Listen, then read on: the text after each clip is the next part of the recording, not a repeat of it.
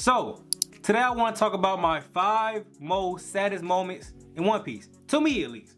Let's get to it. Also, there will be spoilers for One Piece.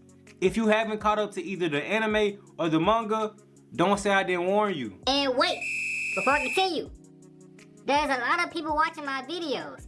I know y'all like what I'm doing. Hit the like button, or better yet, hit the sub button. Stop being stingy. What I gotta do, beg for a like? Please, tell them. Let's get to it. So, my number 5 is going to be Ace's death. And I know for a lot of people, that's probably their number 1. But for me, since we didn't see too much of Ace until after he died, it really wasn't a strong connection or a strong bond with him, unlike the other characters. We saw him maybe 10, 20, 15 episodes before he died, so I don't think it was enough time for me personally to get that attached. I was more sad off the fact of what it did to Luffy mentally and physically. It broke Luffy down. It really wasn't necessarily Ace's death, more so of Luffy's reaction to why I'm putting it at 5. Seeing Luffy just break down and fall out and lose his sanity to the point of where he legit passed out like this, man, that hit hard. That hit hard. So that's going to be my number 5. Now, this is my personal list, so if that's your 4 or 3 or whatever, let me know your list in the comment section. But that is my number 5, Ace's death. So, number 4, the destruction of Ohara, or Robin's backstory. The fact that Robin and her entire village were destroyed strictly off of having and attaining more knowledge, that is a real life concept. I feel like in the real world, if you know too much, it can be a burden. And if you know more than too much, you become a target to a degree. And whether you believe that or don't believe that, that's completely your opinion, nothing wrong with it. But I really believe that with great knowledge comes great power. The more you know, the more you are hurt and the more you suffer. Unless you can handle it, but even still, knowledge is powerful and it's really, really, really intimate with society and the government. And if you know, you know, you know. And to see her whole village get wiped out for just wanting to understand life, that really hurt me. Cause also, she never got to see her mother, and when she did get to see her mother, within a day, it was over. And then she was forced to be a borderline, not a prostitute, but what's the word for it? I don't know. She was basically being held hostage for over 20 something years. When she was 8, when that happened, and when she met Luffy, she was almost, 30. So for 20 years, she was forced to go from pirate ship to pirate ship to pirate ship to pirate ship to pirate ship and faking a persona, because internally we've seen Robin for who she really is. She's a sweet girl. She likes fluffy things. That's why she looks at Chopper like a freaking son. She's very girly, but her personality is dark because of what she's going through. If that have never happened, we would have seen a completely, totally different Robin than the Robin we know now. And I can only imagine how that must have felt internally to have to force a persona and be a strong, independent woman on all these pirate ships without getting crushed and without losing yourself. She lasted 20 years. I don't think it's that many people that would have not unalived themselves if they was put in the same predicament as Robin. So, like I said, number 4 is the destruction of Ohara, or Robin's backstory. Number 3, the Wano arc. I was going to try to break it down and make multiple spots for each individual moment in the Wano arc, but it's too many. This would have been a top 10 list, because even within the Wano arc itself, it is so many tragic stories, tragic moments, For example, when Yasui died. When I first saw Yasui, I thought he was going to be a villain. I didn't expect his character to be who his character was. But he was the mastermind behind the entire plot of taking down Kaido. I did not expect that. And I definitely didn't expect that Otoko-chan was his daughter. You could have fooled me. You could have fooled me. If you show anybody that hasn't watched One Piece and ask them if Otoko and Yasui are related, man, nah, they wouldn't believe that. They probably think he wasn't, a diddler. You know what I'm saying? Probably would have.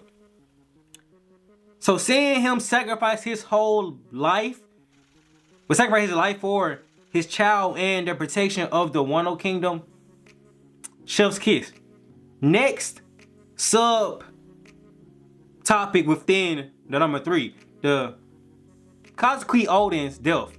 Dog, I love Oden's whole story. It was so sad how he died, but the fact that he had to struggle and had to make a fool of himself for years in hopes of getting his life back and helping his kingdom, and for the people that were seeing him every day talking down on his name, even not without knowing that he's actually trying to save them.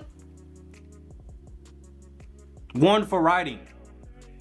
And that the fact of when he died, his catchphrase is Oden isn't Oden if it's not boiled. And he said that, and the whole town said it with him after he died, bro. That's why I couldn't. That's why I said the whole Wano arc, because it's so many sad stories in the Wano arc itself. And the last part of the Wano arc is what I'm talking about. I can't think. Oh, the smile fruit. Talk about foreshadowing.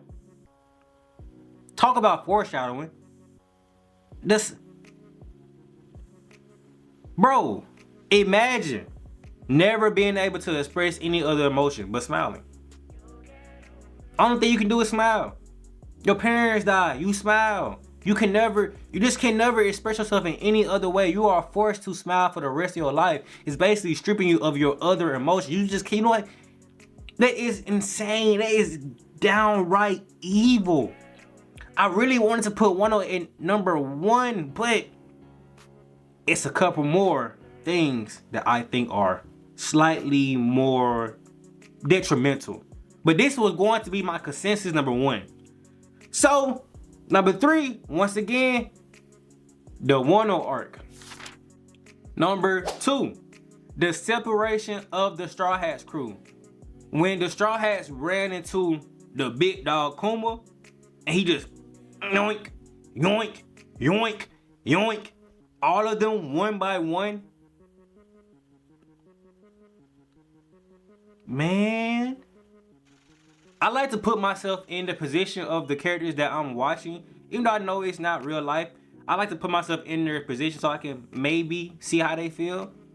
And if those are my friends and I had to watch them get erased out of my life, no blood, no nothing, just erased out of existence one by one by one, and I can't do anything about it but just watch, I would lose my mental state. I would go insane. Luffy handled it better than me. I'll probably, hey, take me out. Cause at that time you have to understand, Luffy didn't know that they were still alive, so well, after he did, but in the moment he didn't know. So all he knows is that his friends are getting squad wiped. So you can only imagine how they feel internally. That has to be egregious.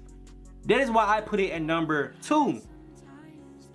Now that I'm thinking about it, my number 3, 2, and 1 could have all been tied for number 1, because I feel like they're all in a conglomerate together.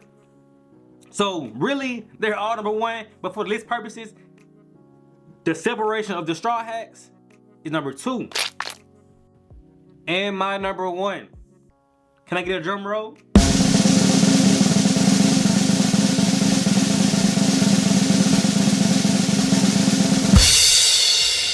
Nami erasing her tattoo. Or removing her tattoo.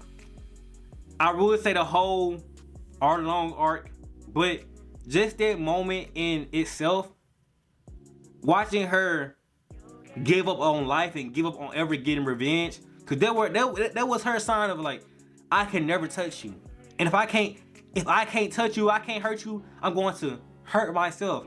I truly believe that Nami would have either killed herself or removed her own arm off her body, bro.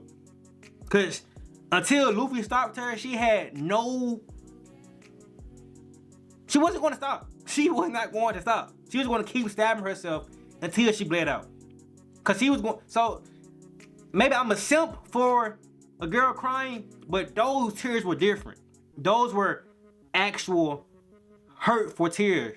Actual, I'm really done with life at this moment. You could feel that she was just done with everything. She didn't want to live at that stage at that point of the show. So it was something about it, and seeing Luffy just, hey, I got this. And then they pan to Zoro and Sanji and Usopp right there looking menacing. Mind you, Usopp scared of everything, allegedly.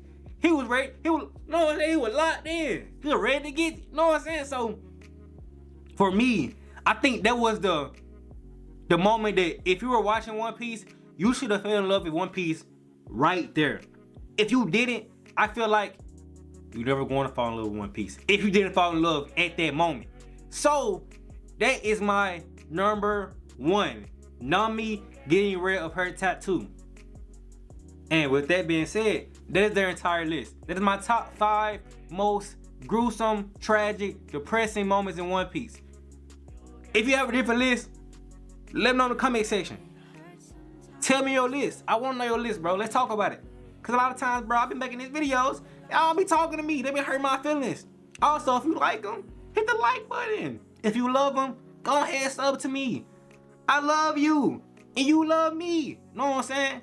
So, that being said and done, my name is Ebony Jordan. I'm out. Peace.